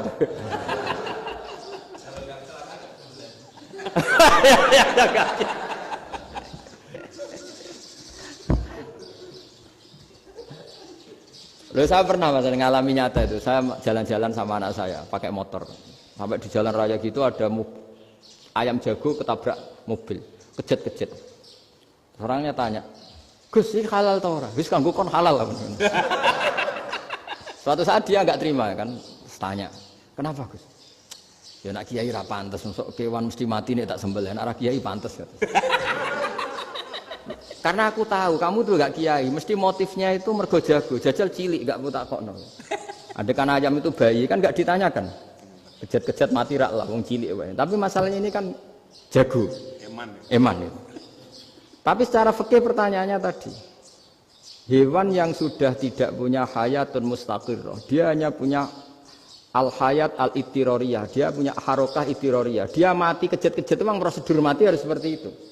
Mbok kecelakaan kayak apa, kalau mati kan kejet-kejet dulu. Nah ketika kejet-kejet ini pertanyaannya ini kan hidup apa mati namanya? Enggak, namanya hidup apa mati? Pas kejet-kejet itu hidup. Cara Imam Malik itu hidup. Ya sudah kalau hidup disembelih ya halal. Karena misalnya nanti kalau nggak disembelih matinya kan 2 menit lagi. Gara-gara disembelih mati sekarang. Tetap penyebab kematian itu nyembelih. Penyembelian ini sebab kematian. Tapi kalau Imam Syafi'i enggak, cara berpikir wes nemen, paling roh besok kaget langsung mati. Kalau gitu berarti kamu nyembelih barang mati. Jadi fikih itu kadang unik. Makanya ketika ngitung fikih itu unik ya. Orang keluar mani wajib apa? Mandi kan. Terus Imam Syafi'i ditanya, kenapa kalau orang kelahiran juga harus mandi? Namanya nifas. Fa innal walada waliyun munaqidun. Ya, anak ya mani yang menggumpal. Bedanya apa anak dengan mani itu? Jadi fikih itu kadang lucu, di rungok-rungokno tenan juga lucu. Keluar mani wajib mandi. Berarti kalau keluar anak ya wajib mandi karena hakikatnya anak adalah mani yang mengkristal. Terus usia sudah di dosen macam-macam itu kan hakikatnya mani. Itu fikih. Nah, terus ditanya, kenapa kalau lahir langsung mati tidak wajib disolati? Ya jawabannya Mas Syafi'i lucu. Di mana-mana sholat itu nyolati mayit. Yang namanya mayit itu pernah hidup terus mati. Kalau itu tidak mayit ya sudah. Jadi kadang, nah iya kan disebut sholat mayit. Yang namanya mayit itu apa? Pernah hidup. Nah ini kan tidak pernah hidup. Maka ya sudah seperti itu. Jadi nggak khilaf itu nggak mungkin. Nah, kalau qit'atul lahmin, kalau hanya potongan daging, mungkin wah itu tidak manusia karena qit'atul lahmin. Sekarang pertanyaannya, kalau sudah berbentuk manusia, meskipun tidak pernah hidup, nah ini mulai perdebatan karena melihat tidak pernah hidup itu nggak memenuhi syarat, tapi melihat ini sudah suratu adamiyin, bentuknya sudah. Nah kira-kira gitu perdebatan fikih. Makanya dulu awal mula zaman sahabat itu sudah debat. Masyhur kan, Nabi ada kontingen ke Bani Quraidah. Ya kalau kira-kira saya minta Pak Rektor kamu jangan kalau ke Malang jangan sholat asar kecuali sampai Tuban. Sebelum Tuban ternyata matahari mau tenggelam. Terus Pak Rektor milih, wah sudah sholat di Bulu. Padahal belum Tuban. Padahal saya bilang jangan sholat asar kecuali di Tuban. Yang Pak Haris enggak, tetap sholat di Tuban meskipun matahari sudah tenggelam. Karena Nabi menyebut Tuban. Singkat cerita, zaman itu kan Bani Quraidah. La tusolliyanal asra illa fi Bani Quraidah. Kalian semua jangan sholat asar kecuali sampai Bani Quraidah.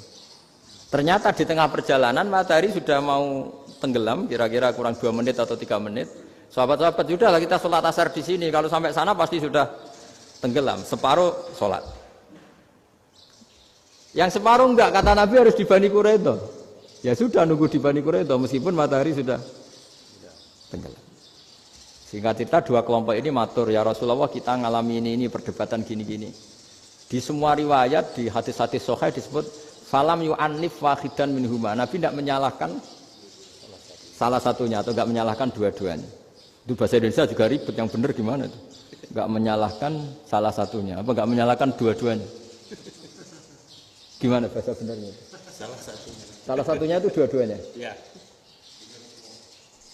Enggak, kalau bahasa Indonesia tidak menyalahkan Kedua-duanya. kedua-duanya apa salah satunya yang benar? Kedua-duanya. Kedua-duanya. Bahasa Indonesia itu ya kadang ruwet ya. Orang pinter kayak Pak Habibie itu namanya ya orang luar biasa. Nanti sekolahnya orang-orang idiot itu ya sekolahan luar biasa. Orang pinter banget bahasa Indonesianya ya luar biasa. Kalau sekolah untuk orang-orang yang idiot juga luar biasa. Jadi kalau dipuji luar biasa itu gak jelas ini luar biasa ya. Gak jelas kadang bahasa kita ini kadang ya gak jelas. Nah itu gak menyalahkan dua-duanya apa salah satunya? Keduanya. Tidak menyalahkan kedua-duanya. Misalnya dibahasakan gak menyalahkan salah satunya, benar apa salah? Benar. Benar, ya sudah benar semua. Jadi itu bukti bahwa ijtihad itu boleh. Saya ulang lagi, bukti bahwa ijtihad itu boleh. Padahal ini jelas, yang satu harus sholat asar, padahal matahari sudah tenggelam. Makanya di antara fikih unik itu begini.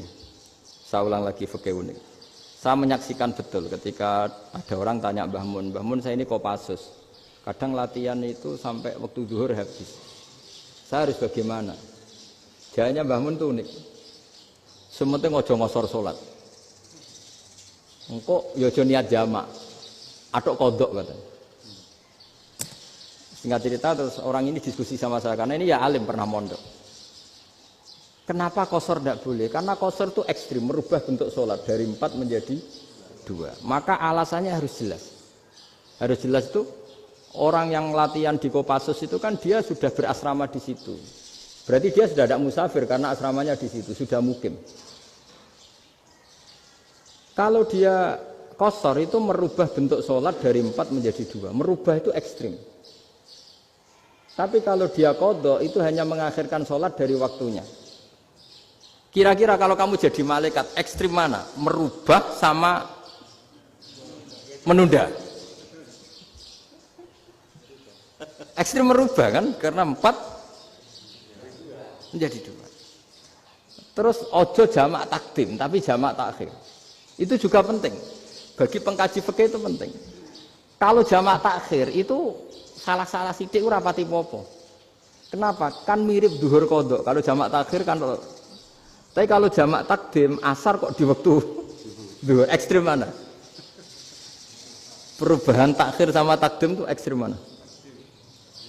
Ekstrim takdim karena melakukan sesuatu belum waktunya. Belum waktunya. Jadi itu memang ya memang tadi kajian-kajian fikih itu memang unik. Karena bagi ahlinya, saya ulang lagi tapi ini saya ulang lagi bagi ahlinya. Makanya ketika Nabi menjamak sholat ketika nusuk, ketika haji itu kata Imam Syafi'i lis safar. Karena Nabi pergi jauh karena rumahnya Madinah. Tapi resikonya fatwa itu adalah orang Mekah nggak boleh jamak karena kawasannya nggak sampai 90 kilo lah kalau sekarang mungkin. Tapi kalau tahu Imam Malik enggak, yalin nusuk, sehingga orang Mekah pun yang haji ya boleh jamak, karena alasan jamaknya karena nusuk, karena haji, bukan karena jarak. Terus diteruskan lagi, kalau karena pergi boleh jamak, memangnya pergi itu kenapa? Karena repot. Nah itu masalah kan, mbak Sakoh. Nah, terus mulai ada orang-orang yang ngawur kan, resepsi jamak, ribet. Wes resepsi duit utangan kan capek. Wah itu sudah jamak. Ribet kan. Jadi kalau sudah illatul hukmi itu sudah mesti bikin masalah. Kalau sudah illatul hukmi itu pasti bikin masalah. Nah, pertanyaannya, jamak itu masih gampang karena bentuknya sholat masih 4. Yang ekstrim kalau qasar karena bentuk sholat 4 menjadi 2. Maka kata Mbah Mun pesennya, nak kue ra mesti benere, jika alasan itu tidak mesti benarnya. Pokoknya sementing tidak qasar katanya. Juga tidak jamak takdim karena qasar ini kan merubah bentuk sholat kan ekstrim. Jamak takdim juga ekstrim karena mendahulukan sholat sebelum waktunya. Kalau jamak takhir kan biasa, kalaupun salah kan mirip kodok. Ya mirip kodok biasa kan. Nah ini saya cerita, jadi fikih itu bagi ahlinya itu memang punya konsekuensi yang seperti itu. Makanya pertanyaannya misalnya, bagaimana hukumnya penyembelihan lewat mesin? Ya ribet kan. Bagaimana nyembelih dari apa ini? Belakang. Saya baca di kitab-kitab nyembelih dari belakang itu ya hukumnya tetap boleh asal apa itu hulkum dan mari itu terpotong. Tapi pertanyaannya, jangan-jangan ayamnya sudah kaget dulu karena uratnya ini. Makanya perlu ditanya ahli medis, setelah uratnya tercabut ini jangan-jangan sudah berstatus mati. Kan potensi ketika dipotong dari sini, potensi sudah berstatus mati. Makanya, nah kalau misalnya menyembelih dengan dibuat plak itu langsung mati juga. Itu tetap ada dokhtoh, kalau dalam bahasa fikih dokhtoh. Dia terkaget, bek gitu, ada dokhtoh karena nggak bisa bernafas terus mati. Berarti kelangsungannya bangkai. Jadi orang yang pengkaji fikih itu ya seperti itu, memang itu yang ditekuni. Tapi kita sebagai orang awam ya tadi, nak sing kecelakaan itu wedhus, ayam jago ngeman, tapi nak pitik cilik ikhlas.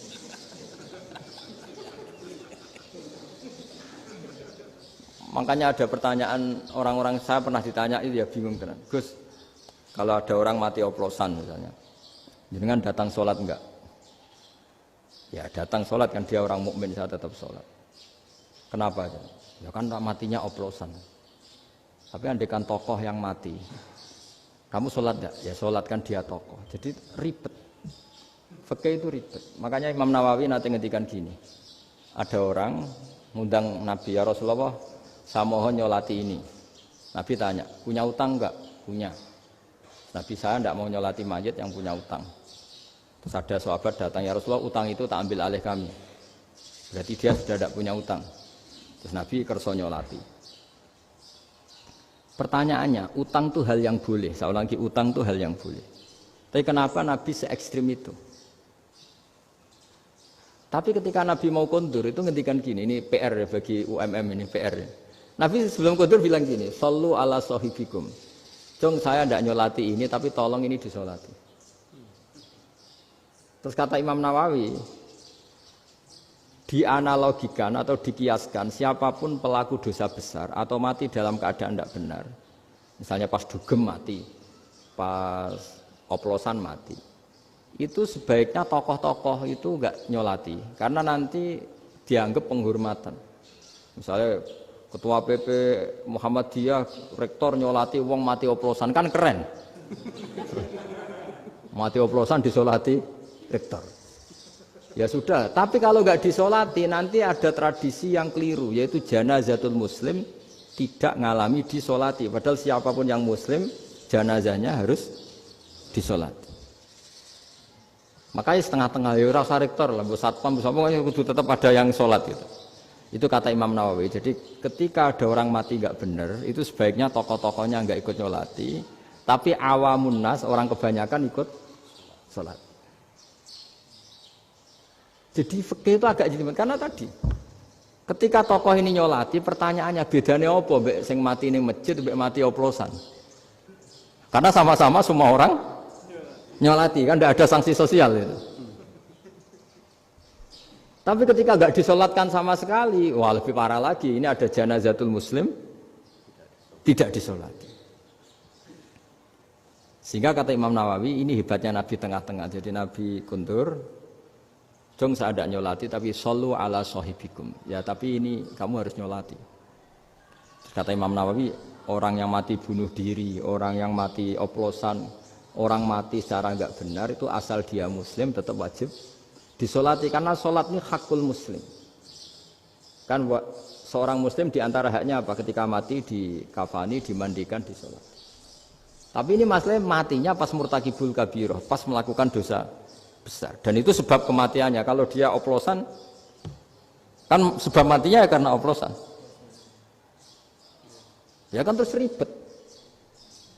Mau disolati oleh, apalagi misalnya kita ketua ulama, udah terkenal wali, wah keren, mati oplosan disolati wali, kan ribet kan. Nanti yang repot malaikatnya. Itu ya, ini yang nggak kata bahaya. Saya pernah baca kitab itu yang repot malaikatnya. Itu ada yang bilang gini, orang yang punya hutang itu pasti nanti hisabnya berat. Diaudit malaikat sampai bisa nyaur hutangnya. Sementara malaikat kena konstitusi, kalau Nabi mendoakan harus mustajab. Ini kan ada dua hukum yang berlawanan. Sekali Nabi berdoa, wa maghfir lahu warhamhu, itu harus dituruti malaikat. Nggak boleh doanya Nabi nggak dituruti malaikat. Sementara aturan Islam juga harus dituruti bahwa orang yang punya hutang harus tersandra oleh hutangnya. Tapi nak sing dunya Pak Haris kan, nggak tekno.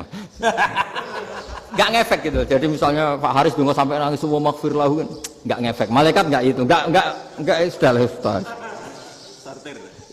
Tapi kalau Nabi yang berdoa kan harus diturutin, ini masalahnya kan itu. Nah kalau diturutin berarti hutangnya harus bebas. Padahal secara aturan harus tersandra karena punya hutang. Nah, nanti sama kalau yang mati oplosan ini yang doain wali, kok wali sampai Allah maghfir lahu. Doanya wali kan harus terkabul. Sementara secara hukum dia harus kena sanksi karena oplosan tadi. Daripada ngerepotno malaikat, sudahlah wali-wali ini tidak usah ikut nyolatin. Yang nyolati ya orang-orang nggak jelas ini, sehingga kan malaikat kan santai aja kalau mau nyiksa. Loh tapi kan sudah didoain, nggak ngefek. Karena doanya orang-orang nggak penting. Itu ada tuh di sarah Muslim itu. Di sarah Muslim di bab ketika Nabi ngintikan babu qauli Rasulullah sallallahu alaihi wasallam, shallu ala sahibikum. Jadi belajar fikih itu asik. Karena tadi harus dipelajari. Kalau enggak, ilmu ini hilang. Terus nanti takutnya lagi ilmu fikih itu direduksi sosial. Terus misalnya gini, pepe wong cilik wae kiai-kiai ra gelem nyolati. Orang melihatnya ini karena yang oplosan wong cilik om larat ra disolati. Jajal bupati ya disolati, mergo amplope gede-gede kan terus ruwet kalau dianalisis gitu kan ruwet. Makanya kenapa saya harus ngomong fikih supaya semuanya itu enggak didudukkan urusan sosial itu.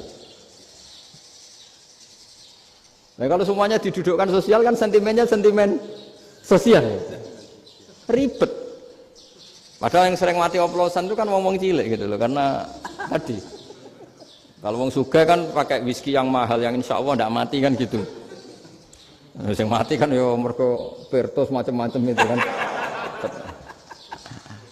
Artinya ini kalau nggak diterangkan secara fikih, kiai-kiai yang nggak datang dikira masalah sosial kan.